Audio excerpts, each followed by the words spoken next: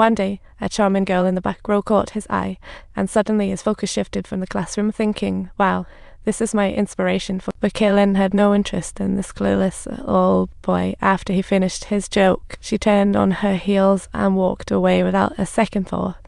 This awkward scene was perfectly witnessed by Truman, who was as excited as a parrot seeing a new toy.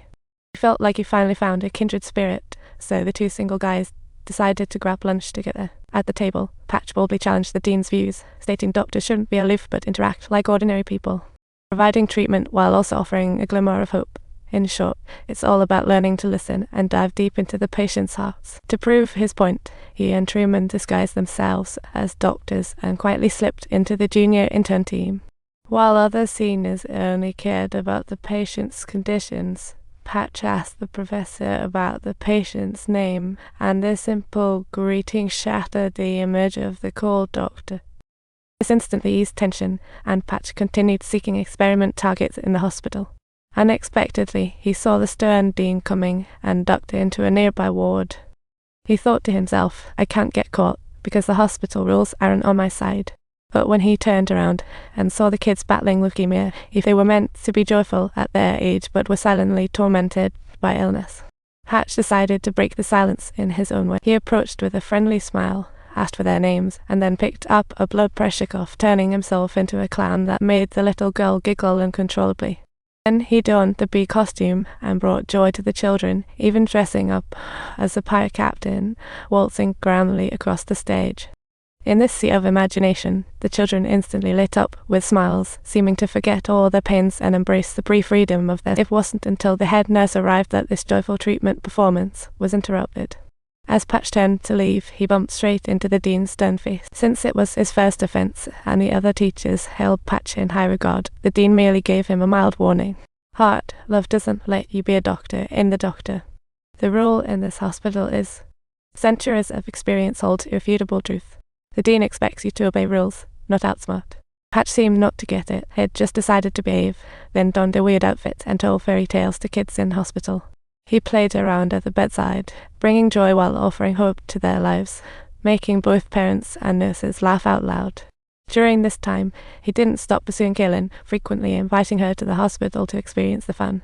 But Kaylin was all about chasing grades, feeling that getting into college was no easy feat. Only by doubling her efforts could she catch up with the geniuses, and as for Patch's antics, she thought it was just empty theatrics, a complete waste of time that wouldn't help her grades at all. But when the midterm grades were announced, her opinion of Patch completely flipped because she had to work hard to get a low score, while Patch's laid-back attitude landed him. No longer repulsed by Patch's incessant presence, she began to humbly ask him for his study secrets. And Patch generously shared his wisdom, advising her trusting in books is not as good as trusting people. It meant she shouldn't just bury herself in books. She needed to gain true understanding and memory through practice. That night, she finally accepted Patch's invitation to go to the hospital, with the interaction centered around an elderly man. The photo by his bed showed a vibrant youth, full of energy and spirit. Patch quietly snuck a toy gun into his hand, then transformed into a beast with balloons, giving the old man a wild safari of the colorful balloons pieced together a vibrant fairy tale world, bringing unexpected joy to the surrounding elderly. As the popping sounds in the room faded, the elderly man expressed his appreciation and approval to Patch. Going to Africa to hunt was his lifelong dream, and now he felt satisfied, with no regrets left. At that moment, Patch noticed the old lady next door. He immediately asked her about her lifelong wish, and she chuckled and said that when she was a child, she loved to eat with her hands from the noodles her mom cooked, so her wish was to jump into a swimming pool filled with noodles. Watching the sparkle in her eyes made him smile. Kaylin realized it wasn't just comedy, it was a meaningful show helping her understand disease symptoms. On the way home, Patch expressed his feelings once more. Instead of prior rejections, Kaylin smiled this time without a direct reply, then they bid goodnight. She had started to sense Patch's charm, but there were still patients in the hospital he couldn't quite handle. Hound, Iyamat at Atleta 3CAI, paragraph circumflex lambda out not sign tenta retroflex a quarter a 3 malt h a half plus or minus band how a tilde ligat j cyrillic letter 4 bb as cyrillic and gamma not sign letter 3 ca armenian shall letter 2b n tilde letter 2bd paragraph circumflex cyrillic letter 4e7 plus or minus band ow. But Patch tried to cause the gap between them through massage and singing. However, his great singing was seen as trampling their pride, and he was roughly thrown out. But the notion of giving up was never in his vocabulary.